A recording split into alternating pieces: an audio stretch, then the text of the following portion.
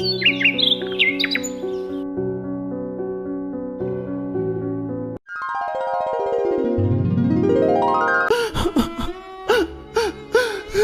मेरी गलती का परिणाम है। अगर मैं लालच नहीं करता तो आज मैं जेल में ना होता। राजा 3 महीने बाद जेल से छूटने वाला होता है। आज मैं जेल से रिहा हो रहा हूँ। अब मैं ऐसा कोई लालच वाला काम नहीं करूँगा। कितना इंतजार करने के बाद आज मेरा राजा बेटा जेल से 3 महीने बाद छूट रहा है। हाँ हाँ, जल्दी चलो, जेल से छूटने का समय हो गया है। तभी राजा की फैमिली राजा को थाना से रिसीव करने के लिए जाते हैं। वह थाना के बाहर वेट करते हैं। तभी थोड़ी देर बाद राजा जेल से छूट के बाहर निकलता है। तभी वह अपने मम्मी पापा से बोलता है, पापा मम्मी मुझे माफ कर दीजिए। अब मैं आप लोगों को कोई परेशानी में नहीं डालूंगा। अगली सुबह राजा काम की तलाश में निकल जाता है। सर क्या आप मुझे काम पे रखिएगा? मैं बहुत अच्छा फोटो क्लिक करता हूँ। ओहो, तब तो ठीक है, तुम कल से आ जाना। Thank you sir. फिर राजा घर पर आकर बोलता है, ये मम्मी दीदी जल्दी से आ जाओ, कुछ बात करनी है। तभी उसकी मम्मी आकर बोलती है, अरे नालायक, इतना क्यों चिल्ला रहे हो तुम? मम्मी मम्मी मुझे जॉब मिल गया कैमरा स्टूडियो में, वो भी डेली के 1000 रुपए। अरे वह राजा भाई, तब तो आपको इस खुशी में पार्टी देना होगा। जरूर दी। और बेटे पैसे बचा के रखना, क्योंकि तुम्हारी बहन निभा का शादी तुम्हें ही करना है। हाँ हाँ क्यों नहीं मम्मी, मैं अपनी निभा दी की शादी के लिए बहुत मेहनत करूँगा। तभी राजा अगली सुबह स्टूडियो में काम करने के लिए चला जाता है। सर मैं आ गया। अच्छा, तो तुम आ गए। देखो तुम्हारा काम क्या है। तुम्हारा काम है कि बाहर लोगों का फोटो क्लिक करना। ओके सर, जैसा आप कहें। फिर राजा कैमरा लेकर फोटो खींचने के लिए तैयार हो जाता है। भैया जी ये स्माइल। हाँ जरूर, अच्छा फोटो लेना। इस तरह राजा दिन भर में बहुत सारे लोगों की फोटो क्लिक करता है। कुछ टाइम बाद शाम हो जाती है। फिर राजा के मालिक राजा को पैसे देते हैं। ये लो तुम्हारा आज की कमाई का 1000 रुपया।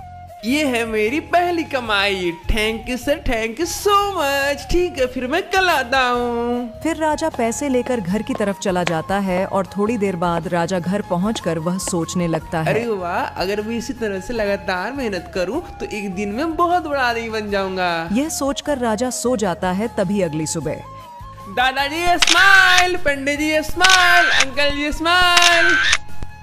इस तरह से राजा लगातार मेहनत करता है और वह बहुत सारे पैसे कमा लेता है। तभी एक दिन उसकी मम्मी पापा राजा से बोलते हैं, राजा बेटा, अब तो तुम्हारे पास पैसे भी हो गए हैं, क्यों ना तुम खुद का स्टूडियो खोल लो। हाँ पापा, आपने सही कहा, मैं भी यही सोच रहा था। फिर अगले दिन स्टूडियो के लिए जगह देखने के लिए राजा अपने मम्मी पापा के साथ शहर पापा, ये आता बीच है। कैसा रहेगा फोटो स्टूडियो खोलने के लिए? यहाँ पे तो बहुत सारे लोग घूमते हैं। हाँ बेटा, ये जगह तो बहुत अच्छा है। यहाँ पर तो बहुत सारे लोग फोटो क्लिक करवाएंगे।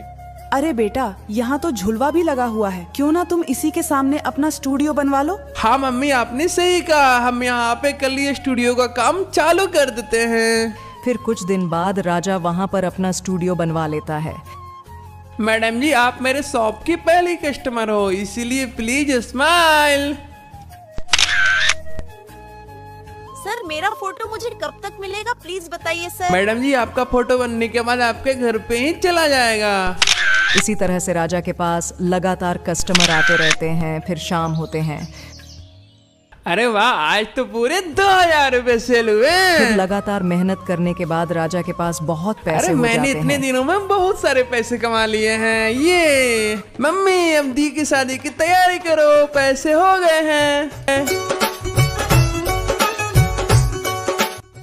और फिर राजा उसी कैमरा के पैसे से अपनी बहन की शादी बहुत धूमधाम से करवाता है। फिर जब विदाई का समय आता है, बेटी, तुम हमें छोड़कर जा रही हो, तुम्हारी बहुत याद आएगी। मम्मी, मुझे भी आपकी बहुत याद आएगी। निभा दी, अब मैं किससे लड़ाई करूंगा? आप हमें छोड़ के जा रही हैं। मैं तुम्हें छोड़कर कहीं नहीं जा रही भाई। क्या तुम हम लोग का फोटो नहीं क्लिक करोगे? क्यों नहीं दी, मैं आपका फोटो जरूर क्लिक करूंगा। अरे वाह जीजू, तो फोटो में बहुत अच्छा आए दी, क्या लग रहे हैं। थैंक यू भाई, अब मैं चलती हूँ।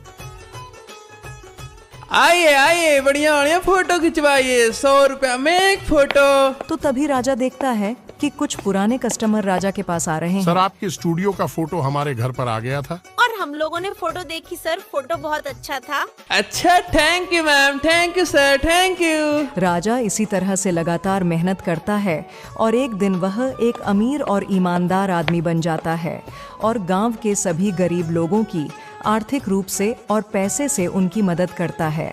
दोस्त, अब मुझे एक बात समझ में आई है कि अच्छे कर्म करने वालों के साथ हमेशा अच्छा ही होता है। Bye bye. आतंकपुर नामक एक गांव था और उसी गांव में एक महेश नामक किसान भी रहता था, जो कुछ दिन से काफी बीमार था, जिसके कारण वो अपने खेतों पर काम करने नहीं जा पा रहा था। तभी महेश बोलता है, अरे अम्मा, थोड़ा कमला को बुलाना, उसे खेत पर भी जाना है ना। हाँ बेटा, क्यों नहीं, मैं अभी बुलाती हूँ। बहू कहाँ हो, जरा आना आंगन में। हाँ माँ जी, ठीक है, मैं सब्जी चला के आता हूँ, बस 1 मिनट में। तभी किचन में से कमला रूम में आती है और महेश से बोलती है, क्या बात है जी, आपने बुलाया?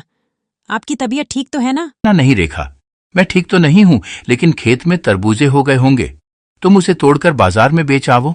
हाँ क्यों नहीं जी, मैं अभी खेतों पे जाता हूँ सब्जी बनाकर। ठीक है। रेखा वापस से किचन में आकर सब्जी बनाने लगती है। उसके बाद वो अपने दोनों बच्चों पायल और नेहा के साथ खेतों पर जाने लगती है। थोड़ी देर में रेखा अपने बच्चों को 7 तरबूजे के खेत पर पहुंच जाते हैं और खेत में इतने सारे तरबूजे को देखकर वो बहुत खुश हो जाते हैं। अरे वाह, आखिर कितना मेहनत के बाद इस बार खेतों में तरबूजा बहुत अच्छा हुए हैं। लेकिन रेखा का तरबूजा का सामने एक लाला जी का भी तरबूजा का खेत था, लेकिन उनके तरबूजा काफी कटे पट्टे थे। अरे हरिये, उसने तो तरबूज में कोई केमिकल भी नहीं डाला, फिर भी उसकी तरबूज इतना अच्छा कैसे हो गया? अरे लाला जी, आप चिंता क्यों कर रहे हैं? कहिए तो आज रात में ही इस खेत को बर्बाद कर देता हूँ। हाँ हरिया, तुम बिल्कुल सही कह रहे हो, आज रात में ही सारे खेतों को बर्बाद कर देंगे। रेखा तरबूजा को तोड़कर एक खचिया में भर लेती है। अरे बच्चों, देखो हम लोगों ने तरबूजा तो तोड़ लिए हैं, चलो अब इसे ले जाकर बाजार में बेचते हैं। उसके बाद रेखा अपने दोनों बच्चों के साथ एक खचिया में तरबूजा लेकर बाजार में बैठ के बेचने लगती है। तभी एक कस्टमर रेखा के पास आता है। अरे ये तरबूजे मीठे हैं क्या? क्या भाव दिए बताना जरा। हाँ साहब, 30 रुपए किलो है और बहुत मीठा भी है। कितना चाहिए आपको बताइए। अच्छा तो ऐसी बात है तो फिर 5 kg वाला तरबूजा तुम मुझे दे दो। कुछ घंटे बाद रेखा के सारे तरबूजे बिक जाते हैं। तभी रेखा की बड़ी बेटी पायल बोलती है, क्या बात है मम्मी, हम लोग का सारे तरबूज बिक गए। हाँ मम्मी, हम लोग को घर चलना चाहिए, दादी इंतजार कर रही होगी। हाँ बेटा, क्यों नहीं, ऐसे भी तुम्हारा पापा का तबीयत खराब है, चलो। रेखा सभी तरबूजा बेचने के बाद वो अंत में एक तरबूजे को लेकर अपने घर की ओर जाने लगती है। थोड़ी देर बाद वह बच्चों को साथ अपने घर पर पहुंच जाती है और एक तरबूजे को काटकर वह सभी को खाने के लिए देती है और सभी लोग साथ बैठकर तरबूजे को खाने लगते हैं। पर यह क्या, उसी रात रेखा खेत में फरे तरबूजे को लाला और उसके आदमी मिलकर खेत को बर्बाद कर देते हैं और सभी तरबूज को काट देते हैं। अब इसके सारे तरबूज बर्बाद कर चुका हूं, अब देखता हूं ये तरबूजा कैसे बेचती है। अगली सुबह रेखा खेत पे जैसे ही आती है तो वह देखती है कि उसको सारे तरबूजे तो बर्बाद हो चुके हैं। यह देखकर वह काफी दुखी होती है। अरे मम्मी, क्या हो गया? हे भगवान, हमारे सारे तरबूजों को किसने बर्बाद कर दिया? तरबूज का खेत नष्ट होने के कारण रेखा का परिवार एक एक पैसे के लिए तरसने लगती है और अब तो उसके पास खाने का भी पैसे नहीं रहते हैं। और उसी रात रेखा तरबूजे को देखने के लिए वापस से खेतों में जाती है। हे भगवान, आखिर किसने किया होगा मेरे तरबूजों को बर्बाद? अब मैं अपनी परिवार का पालन पोषण वो काफी दुखी हो जाती है और दया के भाव से ऊपर देखने लगती है। फिर अचानक से उसके खेत में एक जादुई लाइट जलने लगता है और वहां से एक तरबूजा उड़कर रेखा के पास आता है। तभी वह तरबूजा बोलता है, अरे रेखा, तुम डरो नहीं, मैं एक जादुई तरबूज हूँ। तुम जो कुछ भी मांगेगी मैं तुम्हारी सारी इच्छाएं पूरी कर दूंगा। जादुई तरबूजा तो ठीक है, आप मेरे खेत के सारे तरबूजे को ठीक कर दो। तभी वह जादुई तरबूजा रेखा के खेत के सारे तरबूजों को वापस से ठीक कर देती है। अरे वाह, आपने तो सारे तरबूजे को ठीक कर दिया। इसके लिए आपका बहुत बहुत धन्यवाद। फिर रेखा वह जादुई तरबूजा को लेकर अपने घर पर चली जाती है। उसी रात रेखा जैसी घर पहुंचती है तभी उसकी सास पूछती है, अरे बहू, इतनी रात में कहाँ चली गई थी? हम सब तुम्हें खोज रहे थे। और यह तरबूज कहाँ से लाई? अरे माँ जी, ये मामूली तरबूजा नहीं, ये जादुई तरबूजा है। जादुई तरबूजा, ये क्या होता है? मम्मी बताना मुझे। इसे मैं अपने खेत से ला रहा हूँ। बेटा तुम जो भी मांगे जैसे देखो। हे जादुई तरबूजा, मेरे पति को पहले जैसा ठीक कर दीजिए दोस्तों। बोलती ही जादुई तरबूजा में से एक लाइट निकलता है और उसके पति पूरी तरह से ठीक हो जाता है। देखकर सारे फैमिली हैरान हो जाते हैं। तभी रेखा के पति बोलता है, अरे वाह रेखा, मैं इस जादुई तरबूजे की वजह से पूरी तरह से ठीक हो चुका हूँ। अच्छा तो है जादुई तरबूज, तुम हमारे परिवार के लिए बहुत सारी खाना और बहुत सारे पैसे दे दो। तभी वहाँ पे बहुत सारे खाने और बहुत सारे पैसे आ जाते हैं। फिर रेखा की बड़ी बेटी पायल जादुई तरबूजे से बोलती है, हे जादुई तरबूजा, हमारी एक इच्छा पूरी कर दो। एक तरबूज का बढ़िया सा घर बना दो जिसमें हम सभी परिवार रह सके। जादुई तरबूजे अपना चमत्कार दिखाती है और घर को पूरी तरह से तरबूजे मय बदल देती है और यह देखकर सभी खुश हो जाते हैं। क्या सीखा आपने? अगर भगवान पर भरोसा या यकीन रखते हैं तो भगवान जी आपके लिए कोई ना कोई रास्ता जरूर बना देंगे। फिर मिलते हैं बाई। एक गांव था। उस गांव में एक छोटे से घर में रमेश नामक गरीब किसान रहता था, जिसके 2 बच्चे और एक पत्नी थी। मीणा, आज फिर से खेतों पर काम खोजने जा रहा हूँ। देखो आज भी काम मिलता है कि नहीं। आज काम खोज लीजिएगा जी, क्योंकि घर पर एक भी राशन नहीं बचा हुआ है। हाँ हाँ मीणा, मैं पूरी कोशिश करूंगा काम खोजने का।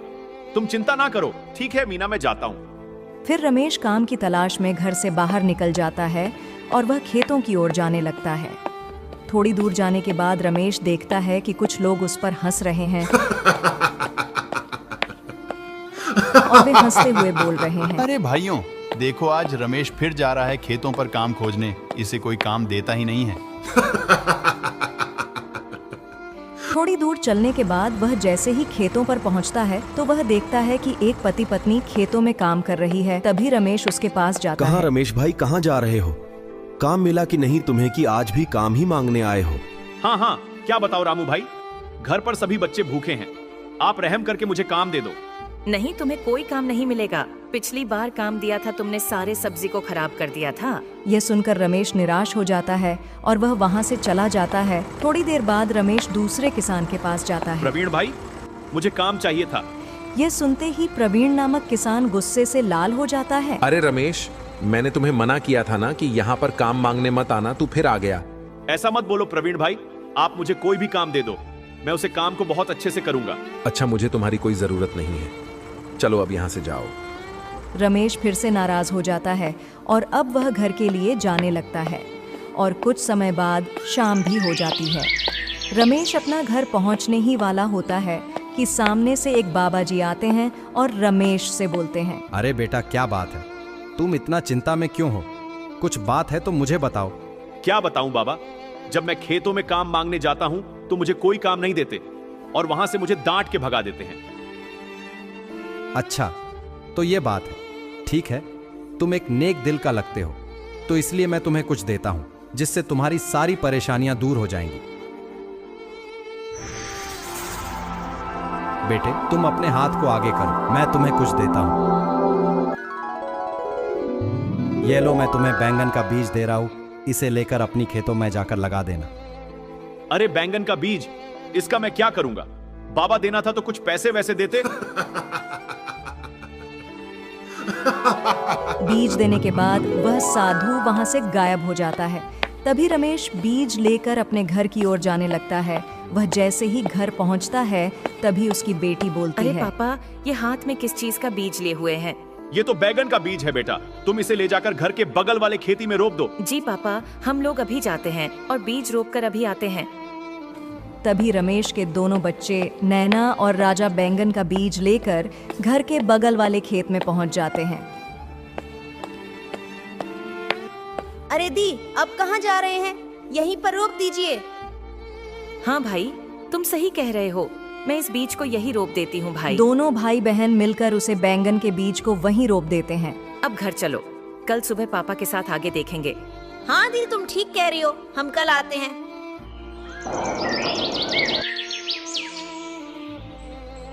अगली सुबह रमेश अपने दोनों बच्चों को अपने पास बुलाता है और खेत पर चलने के लिए कहता है। अरे बच्चों, कहाँ हो? जल्दी से मेरे पास आओ। जी पापा बोलिए, क्या बात है? चलो बच्चों, खेत पर चलते हैं। देखते हैं तुमने जो कल बीज रोपा था उसका क्या हाल है। जी पापा, जैसा आप कहे हैं। जैसा आप कहे। तभी रमेश के पूरे फैमिली रमेश के साथ घर के बगल वाले खेत में जाने लगते हैं। वह बगल वाले खेत में जैसी पहुंचते हैं, वहां पर बहुत सारे बैंगन का पेड़ देखकर वह चौंक जाते हैं। अरे दीदी, ये इतना बड़ा बैंगन का पेड़ कैसे बन गया? हम लोगों ने तो कल ही बीज लगाया हाँ था। भाई, तुम सही कह रहे हो। चलो पापा से पूछती हूँ। पापा, ये बीज पेड़ कैसे बन गया? अरे बेटा, मुझे खुद नहीं पता है ये बीज इतनी जल्दी इतना बड़ा पौधा कैसे बन गया। याद कीजिए जी, वह बीज आप कहाँ से लाए थे? शायद वह बीज ही चमत्कारी होगी। इतना सुनते ही रमेश सोचने लगता है। यश, मुझे याद आ गया, ये बीज तो मुझे बाबा ने दिया था। इसका मतलब इस बीज से उगने वाला बैंगन जादुई बैंगन है। जादुई बैंगन बोलो। मैं बैंगन बोल रही हूँ। तुम जितना चाहो उतना तोड़ सकते हो, हम लोग कभी नहीं खत्म होंगे। मैं ऐसा करती हूँ, सारे बैंगन को तोड़ लेती हूँ। ठीक कह रही हो, फिर इसे बाजार में ले जाकर बेच देंगे। फिर मीना बहुत सारे बैंगन को तोड़कर टोकरियां में भरती है और खुश होते हुए रमेश से बोलती है। ये देखिए, मैंने सारे बैंगन को तोड़ लिया हूँ। अब चलिए घर चलते हैं। नहीं नहीं, इसे बेचने के बाद ही घर जाएंगे, नहीं तो यह बैंगन बिल्कुल खराब हो जाएगा। समझ गई मीना। फिर रमेश और उसकी पत्नी एक टोकरी बैंगन लेकर एक पेड़ के नीचे बेचने लगते हैं। आइए आइए, बैगन 30 रुपया किलो, बैगन 30 रुपया किलो, बैगन 30 तभी रुपया उधर किलो। से एक आदमी आते रहता है। अरे भाई, ये ताजा तेज बैंगन क्या भाव दिए? साहब, यह बैंगन 30 रुपया किलो आएंगे। कितने बैंगन चाहिए आपको? ठीक है, तुम सारे बैंगन दे दो, आज मेरी बेटी की शादी है। फिर बहुत सारे पैसे देकर वह आदमी एक टोकरी बैंगन लेकर वहाँ से चला जाता है। अगली सुबह रमेश डेली इसी तरह से जादुई बैंगन के पौधे से बैंगन तोड़ता और खचिए में और बोरे में पैक करके उसे बाजार लाकर बेचने लगता है। सेल बढ़ते ही वह एक छोटा दुकान से बहुत बड़ा दुकान कर लेता है, जिससे वह बहुत सारे पैसे कमाने लगता है और फिर वह अपने परिवार के लिए बहुत बड़ा घर बनवाता है। तो दोस्तों, क्या सीखा आपने? अगर आपको किसी तरह का अपॉर्चुनिटी मिलता है तो उसे नहीं गंवाना चाहिए और उसे पर लगातार मेहनत करना चाहिए। रायपुर नामक एक गांव था। उस गांव में बहुत ही प्यारा एक घर था। उस घर में राहुल नाम का एक लड़का अपने मम्मी पापा और एक बड़ी बहन के साथ रहता था। राहुल काफी नटखट और शरारती था। वह दिन भर अपने दोस्तों के साथ खेलते रहता था। राहुल, कहाँ हो? तुम जल्दी से तैयार हो जाओ, तुम्हारा स्कूल जाने का समय हो गया है। पर यह क्या, राहुल तो अभी तक फुटबॉल ही खेलता रहता है। मम्मी के बहुत बुलाने पर राहुल बोलता है, हाँ मम्मी, बस हो गया, मैं अभी आया, आप चिंता मत कीजिए, मैं तैयार हो जाऊंगा। फिर कुछ टाइम बाद पापा किचन में आते हैं और राहुल के मम्मी से पूछते हैं, हेलो रूपा, क्या तुमने राहुल को देखा है? राहुल बहुत टाइम से दिख नहीं रहा है, उसका स्कूल का भी टाइम हो गया है। अच्छा राहुल तो आंगन में खेल रहा है। वह दिन भर खेलता ही रहता है, पढ़ता कहाँ है? राहुल बेटा, कहाँ हो तुम? जल्दी से किचन में आओ, तुमसे कुछ जरूरी बात करना है। हाँ पापा बोलिए, क्या हुआ? मैं आंगन में हूँ, कोई काम था क्या? अभी आया। राहुल के किचन में आते ही उसके पापा राहुल से बोलते हैं, अरे राहुल, क्या कंप्लेन आ रही है? तुम्हारे खिलाफ सुनने में आया है कि तुम पढ़ाई से ज्यादा खेल पर ध्यान दे रहे हो। सॉरी पापा, आज से ऐसा नहीं होगा, माफ कर दीजिए। पापा, ये इसका डेली का है। चलो अब स्कूल का भी टाइम हो गया है। 8 बजे ही फाइनली सभी बच्चे स्कूल में आ जाते हैं और साथ ही प्रीति और राहुल भी अपने अपने क्लास में आकर बैठ जाते हैं। कुछ समय बाद मैम क्लास में एंट्री करती है। तभी सभी बच्चे खड़ा होकर मैम से बोलती हैं, गुड मॉर्निंग। गुड मॉर्निंग बच्चों, सभी बैठ जाओ। मैम के बोलते ही सभी बच्चे सीट पर बैठ जाते हैं। तो बच्चों, आज मैं तुम लोगों को ए अल्फाबेट सिखाऊंगी, ठीक है? सानिया, तुम खड़ा हो जाओ और बताओ। A for Apple. प्रीति, अब तुम बताओ बी फॉर क्या होता है? जी मैम, बी फॉर बॉल होता है। राहुल, अब तुम बताओ सी फॉर क्या होता है? राहुल, लगता है मैं फिर भूल गया, सॉरी मैम, मुझे याद नहीं आ रहा है। मैं तुम सभी को कल ही तो याद करवाया था बच्चे। जानता हूँ मैम, मेरी तबीयत खराब हो गया था, लेकिन मैं कल से जरूर याद करके आऊंगा। दोपहर के आसपास स्कूल की घंटी बजते ही सभी बच्चे अपने अपने स्कूल से घर के लिए जाने लगते हैं। राहुल और प्रीति जैसे ही घर पहुंचते हैं, तभी उनकी मम्मी राहुल से पूछती है, अरे मेरा राजा बेटा आ गया, कैसा रहा तुम्हारा आज का क्लास? बताना बेटा। जी माँ, क्लास तो बहुत अच्छा गया, मैंने आज मैम को सब कुछ बता दिया। नहीं माँ, राहुल झूठ बोल रहा है। राहुल आज फिर मैम से डांट सुना। तुम अब झूठ ही बोलने लगे हो। ऐसा नहीं बोलते बेटा। अगर पढ़ाई नहीं करोगे तो जॉब कैसे मिलेगी? कुछ घंटे बीतने के बाद प्रीति और राहुल एक साथ अपने रूम में आ जाते हैं, जबकि प्रीति पढ़ाई करते रहती है और राहुल गेम खेलता रहता है। अरे राहुल, आज तुम फिर गेम खेलने लगे। तुम्हें पता है ना कि कल तुम्हारा टेस्ट है, वरना मैम तुम्हें फिर से डांटेगी। अरे दीदी, आप चिंता मत करिए, रात के 9 बजते ही मैं पढ़ाई करना चालू कर दूंगा। रात के 9 बजे ही राहुल और प्रीति फिर से पढ़ना स्टार्ट करते हैं, पर कुछ ही टाइम बाद राहुल को नींद आने लगती है। तभी प्रीति बोलती है राहुल से, अरे ये क्या भाई, अभी तो तुमने पढ़ना ही स्टार्ट किया था और तुम्हें नींद भी आने लगी। अरे नहीं दीदी, आज तो बहुत तेज नींद आ रही है, आज तो मुझसे याद नहीं हो पाएगा। हाँ, गेम खेलते समय नींद नहीं आती और पढ़ाई करते समय नींद आती है। सॉरी दीदी, मैं जा रहा हूँ सोने, फिर कल मिलते हैं, बाय। अगली सुबह सभी बच्चे फिर से स्कूल पहुंच जाते हैं और अपने अपने क्लासरूम में जाकर बैठ जाते हैं। तभी उनकी टीचर बोलती है, जैसा कि मैं तुम सभी को बताया था कि आज टेस्ट होने वाला है, तो क्या तुम सभी आज याद करके आए हो? गुड। जी मैम, हम लोगों ने ए से लेकर जेड तक पूरा अल्फाबेट याद कर लिया है।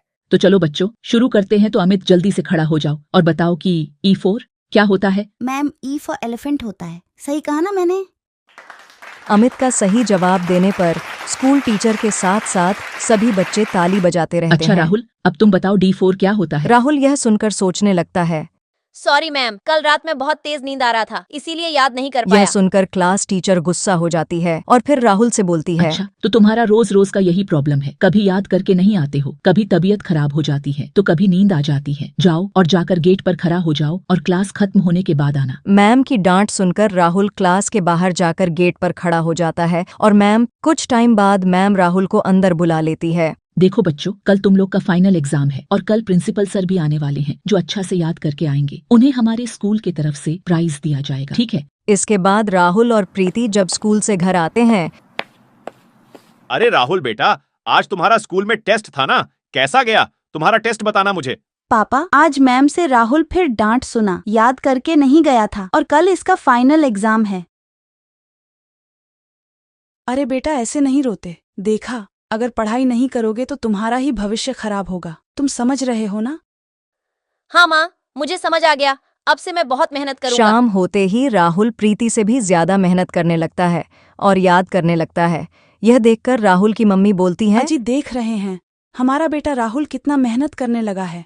रूपा, तुम बिल्कुल सही कह रही हो, लगता है उसे एहसास हो गया है। जब रात के 11 बजते हैं तो उस टाइम प्रीति सो चुकी होती है, लेकिन राहुल फिर भी पढ़ाई करता ही रहता है। कुछ घंटे बाद राहुल भी पढ़ाई करते करते सो जाता है। ते ही सभी बच्चे अपने अपने क्लासरूम में जाकर बैठ जाते हैं। तभी प्रिंसिपल सर बोलते हैं, देखो बच्चों, आज तुम लोग का फाइनल एग्जाम है। जो सही से सुनाएगा उसे हमारे तरफ से इनाम दिया जाएगा। जो ABCD अल्फाबेट्स पूरा सुनाएगा उसे आज का विनर माना जाएगा। A for apple, B for ball, C4। A for apple, B for ball, C मतलब? राहुल, याद करके आए हो ना, तो अब तुम सुनाओ ए alphabet. A for apple, B for ball, C for cat, D for dog, Z for zebra. Ma'am, मैंने पूरा सुना दिया। अरे वाह राहुल, तुमने तो कमाल ही कर दिया। तो आज का विनर हुआ राहुल। तालियां। इस तरह से राहुल A से लेकर Z तक पूरा अल्फाबेट सुना देता है और क्लास का टॉप स्टूडेंट बन जाता है। इस खुशी में स्कूल की तरफ से राहुल को एक ट्रॉफी दिया जाता है और तब से राहुल क्लास का टॉपर स्टूडेंट बन जाता है। तभी राहुल बोलता है, तो दोस्तों, क्या सीखा आपने? अगर आप अपनी जीवन को अच्छा बनाना चाहते हैं तो उसके लिए आपको पढ़ने के साथ साथ बहुत मेहनत करना होगा। फिर मिलते हैं, बाय।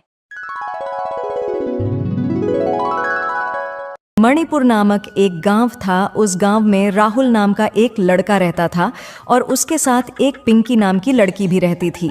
दोनों आपस में बहुत अच्छे फ्रेंड थे। दोनों हमेशा साथ में रहते थे और साथ में खेलते भी थे। राहुल अपने दादाजी के साथ एक छोटे से घर में रहता था और एक दिन राहुल के दादाजी राहुल को और पिंकी को जादुई चिराग की कहानी सुनाते रहते हैं। तभी राहुल दादाजी से पूछता है, दादाजी, जादुई चिराग से जिन बाहर कैसे निकलता है? जिनको बाहर निकालने के लिए जादुई चिराग को हाथ से लगरना होता है। दादाजी, हम लोग उस जिन से क्या क्या मांग सकते हैं? प्लीज हमें बताइएगा, क्या वो जिन हमें देगा? पिंकी बेटा, वह जिन तुम्हारी 3 ख्वाहिशों को पूरा करेगा। तुम जो चाहो वो उस जिन से मांग सकती हो। अच्छा बच्चों, अब मैं जा रहा हूँ, मुझे खेतों पर कुछ काम करना है। ठीक है दादाजी, बाय बाय। दादाजी के जाते ही राहुल बोलता है पिंकी से, पिंकी, कल सुबह ही उस जादुई चिराग को खोजने के लिए जंगल की तरफ चलेंगे। हाँ राहुल, क्यों नहीं, मैं जादुई चिराग को खोजने के लिए जरूर जाऊंगी।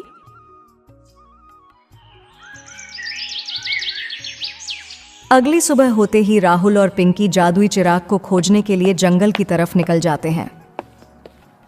इस तरह से वो बहुत दूर आ जाते हैं, पर फिर भी उन्हें जादुई चिराग नहीं मिलता है और अब दोपहर का भी टाइम हो जाता है और दोनों काफी थक जाते हैं। तभी एक जगह रुकते हुए पिंकी राहुल से बोलती है, राहुल, हम लोग जंगल में बहुत दूर आ चुके हैं और मुझे नहीं लगता कि जादुई चिराग मिलेगा। चलो घर चलते हैं। हाँ पिंकी, मैं तुम्हारी बातों को मानता हूँ, लेकिन हम दोनों को ऐसे हार नहीं मारना चाहिए। हाँ राहुल, तुमने सही कहा, पर वह देखो सामने कुछ चमचमाती हुई जग सा कुछ दिख रहा है। फिर वह दोनों वहाँ से चलते हुए उसे चीज के पास जाते हैं और वहाँ पर जैसी पहुँचते हैं तो देखते हैं कि वह तो सच में चमचमाती हुई जादुई वाह चिराग पिंकी, है। मुझे लगता है कि जादुई चिराग यही है। हाँ राहुल, तुमने सही कहा, जादुई चिराग यही है जिसकी तस्वीर दादाजी ने दिखाया था। पिंकी, इसका मतलब हमें जादुई चिराग मिल गया। राहुल, दादाजी ने जादुई चिराग से जिन को बाहर निकालने के लिए जादुई चिराग को हाथ से लगड़ने के लिए कहा था। हाँ पिंकी, तुमने सही कहा, मैं इस जादुई चिराग को हाथ से लगड़ता हूँ। फिर राहुल वहाँ से चलते हुए जादुई चिराग के पास आता है और आकर वहाँ पर बैठ जाता है और फिर अपने हाथों से उस जादुई चिराग को लगरने लगता है। तभी कुछ ऐसा होता है, उसमें से एक जादुई सा नीला जीन निकलता है।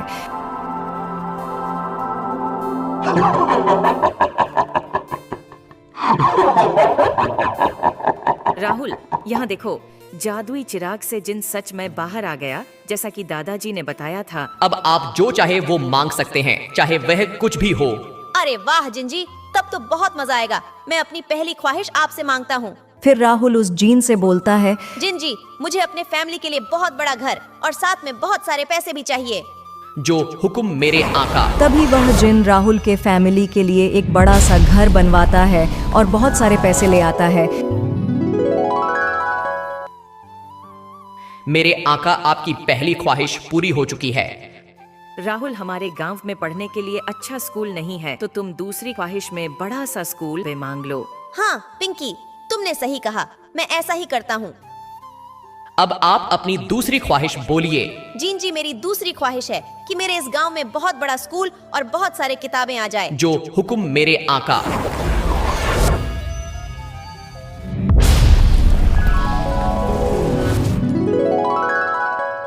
ख्वाहिश पूरी हुई। अब आप अपनी तीसरी ख्वाहिश मांगिए। तीसरी ख्वाहिश मांगने से पहले राहुल और पिंकी एक दूसरे को देखते हैं। जिंजी, मेरी तीसरी ख्वाहिश है कि मैं और पिंकी हमेशा दोस्त बनकर रहे और हम लोग का दोस्ती कभी न टूटे। अच्छा, तो अब यह लो, आपकी तीसरी ख्वाहिश भी पूरी हुई। और मैं तुमसे दोस्ती कभी नहीं तोड़ूंगी, मैं तुम्हारा हमेशा दोस्त बनकर रहूंगी। हाँ पिंकी, मैं तुमसे दोस्ती कभी नहीं तोड़ूंगा, मैं तुम्हारा हमेशा दोस्त बनकर रहूंगा। जिंजी, आपका बहुत बहुत धन्यवाद। मेरे आका, आपकी तीनों ख्वाहिश पूरी हुई है। अब इस जादुई चिराग की मदद से अपने गांव वाले लोगों की मदद करना। जिंजी, मैं ऐसा ही करूंगा। उसके बाद राहुल और पिंकी इस जादुई चिराग को अपने गांव की तरफ लेकर जाने लगते हैं। गांव में चमत्कार रूप से राहुल का घर बनने के बाद और स्कूल बनने के बाद पूरी बात गांव में फैल जाता है और सभी गांव वाले लोग राहुल का इंतजार करते रहते हैं। अरे वाह राहुल बेटा, तुमने आखिर जादुई चिराग को ढूंढ ही लिया। मुझे लगा था कि यह सारे चमत्कार जादुई चिराग ने ही किया है। दादाजी, आपने जादुई चिराग के बारे में जैसा बताया था, मैं और पिंकी वैसा ही किया था, तब जाकर यह चमत्कार हुआ है। अरे वाह बेटा, ये तो बहुत बढ़िया बात है। अब तुम इस चिराग की मदद से गांव वाले लोगों की मदद करते रहना। फिर गांव के सभी लोग खुशी से घूमने लगते हैं। तभी राहुल बोलता है, दोस्तों, क्या सीखा आपने? अगर आपको इस तरह का मौका मिले तो खुद की भला के साथ साथ दूसरों का भी भला करना चाहिए। फिर मिलते हैं, तब तक के लिए बाय। रामेश्वर नामक एक गांव था। उस गांव में एक लकड़हारा रहता था। वो अपनी पत्नी के साथ रहता था। उसके शादी के 8 साल हो गए थे, लेकिन अभी तक उसके एक भी बच्चा नहीं हुआ था। अजी, हम लोगों की शादी का 8 साल हो गया है और अभी तक हम लोग का एक भी बच्चा नहीं हुआ है। हाँ पूनम, तुम सही कह रही हो। शायद हम लोगों के नसीब में यही लिखा हुआ था। जानते हैं, दूसरे के बच्चों को देखती हूँ तो मेरा बहुत मन करता है कि काश मेरा भी कोई बच्चा होता। पूनम, मुझे भी ऐसा लगता है, पर हम लोग को भगवान पर यकीन रखना चाहिए, वो जरूर कोई ना कोई चमत्कार करेगी। दोपहर 1 बजते ही लकड़हारा मंगरा का लकड़ी काटने का समय हो जाता है। अब मैं जंगल जा रहा हूँ लकड़ी काटने, और उसे बेचकर आते आते शाम हो जाएगा। तुम खाना बनाकर रखना, ठीक है? हाँ हाँ, क्यों नहीं, मैं खाना बनाकर रखूंगी। आप जल्दी आना। ठीक है, मैं आपका इंतजार करूंगी। इसके बाद लकड़हारा घर से निकलकर वह जंगल की ओर जाने लगता है। लकड़ी काटने के लिए थोड़ी दूर चलने के बाद वह सूखी हुई पेड़ के पास आता है और वहां पर रुक कर बोलता है, अरे आज तो यही लकड़ी मिल गई, आज इसी को काटता हूँ। फिर वह अपना कुल्हाड़ी निकाल के लकड़ी पर जोर जोर से मारने लगता है और उस लकड़ी को काटने लगता है। थोड़ी देर बाद वहां पर बहुत जोर बारिश होने लगती है, जिससे लकड़हारा भीगने लगता है और वह छिपने के लिए इधर उधर देखने लगता है और वहां से भाग जाता है। थोड़ी दूर जाने के बाद वह एक पेड़ के पास रुकता है तो वहां पर वह देखता है कि वहां पे तो एक चिराग रखा हुआ है। अरे ये तो चिराग है, ये यहाँ क्या कर रहा है? कहीं ये जादुई चिराग तो नहीं? इतना बोलने के बाद बारिश बहुत तेज हो जाती है और वहां पर हंसने की आवाज आती है। वह मछुआरा डर के मारी इधर उधर देखने लगता है। तभी उसे चिराग में से आवाज आती है, हाँ, मैं जादुई चिराग हूँ। अगर तुम मुझे इस चिराग से आजाद करते हो तो मैं तुम्हारी सभी इच्छाएं पूरी कर दूंगा। इसके बाद वह लकड़हारा अपने हाथ से उस चिराग को लगड़ने लगता है। थोड़ी देर लगड़ने के बाद वह चिराग अचानक से छोटा होने लगता है और उस चिराग में से बहुत सा नीला नीला धुआं निकलने लगता है, जिसे देखकर लकड़हारा काफी डर जाता है और फिर उसमें से एक बड़ा सा जीन निकलता है। जो हुक्म मेरे आका, तुमने मुझे आजाद किया, अब आप हमसे 3 20 मांगिए, मैं आपकी सभी 20 पूरी कर दूंगा। क्या सच में मैं तुमसे 3 इच्छाओं में से जो कुछ भी मांगू तुम उस चीज को पूरा कर दोगे? हाँ हाँ मेरे आका, आप जो कुछ भी मांगोगे मैं आपकी 3 इच्छाओं को पूरा कर दूंगा। ठीक है, तो मेरी पहली इच्छा है कि मेरी शादी का 8 साल हो गया पर मेरा एक भी बेटा नहीं है, मुझे एक बेटा चाहिए। जो हुक्म मेरे आका, आपकी इच्छा मैं पूरी करता हूँ। तभी वह जीन अपनी शक्तियों से लकड़हारा के घर पर एक छोटा सा लड़का ले आता है। आका, आपकी ये इच्छा पूरी हुई, अब दूसरी इच्छा मांगिए। वह लकड़हारा दूसरी बिस मांगता है। जिन मेरे गांव में एक भी स्कूल नहीं है, मेरे गांव में एक बड़ा सा स्कूल आ जाए। जो हुक्म मेरे आका, आपकी ये इच्छा मैं पूरी करता हूँ। जीन अपनी शक्तियों से गांव में एक बड़ा सा स्कूल ले आता है। मेरे आका, आपकी ये विश पूरी हुई, अब तीसरी विश मांगिए। जीन जी, मेरी तीसरी और आखिरी इच्छा है कि मेरे घर में बहुत सारे पैसे और मेरा घर बहुत बड़ा हो जाए। जो हुक्म मेरे आका, आपकी, मैं तीसरी विश भी पूरी करता हूँ। उसके घर में अचानक से बहुत सारे पैसे और उसका घर अचानक से बदलकर बड़ा वाला घर हो जाता है। सुनीता कुछ समझ में नहीं आ रहा था। मेरे आका, आपने अपने लिए एक बेटा और एक अच्छा सा घर और पैसा और स्कूल की चाहत में आपकी 3 इच्छाएं मैंने पूरी कर दी है। जीन जी के लिए आपका तहे दिल से बहुत बहुत धन्यवाद।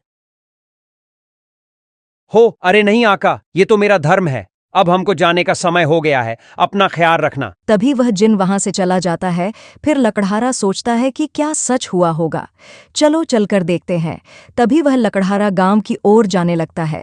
फिर वह थोड़ी दूर चलने के बाद जैसे इन गांव पहुंचता है तो देखता है गांव में बहुत बड़ा स्कूल बन गया है। अरे यहाँ पे तो सच में स्कूल बन गया, इसका मतलब वो जीन सही कह रहा था। चलो घर चलते हैं। जैसे ही लकड़हारा अपने घर जाता है और घर पहुंचता है तो देखता है कि वहां पर तो बहुत बड़ा घर बना हुआ है।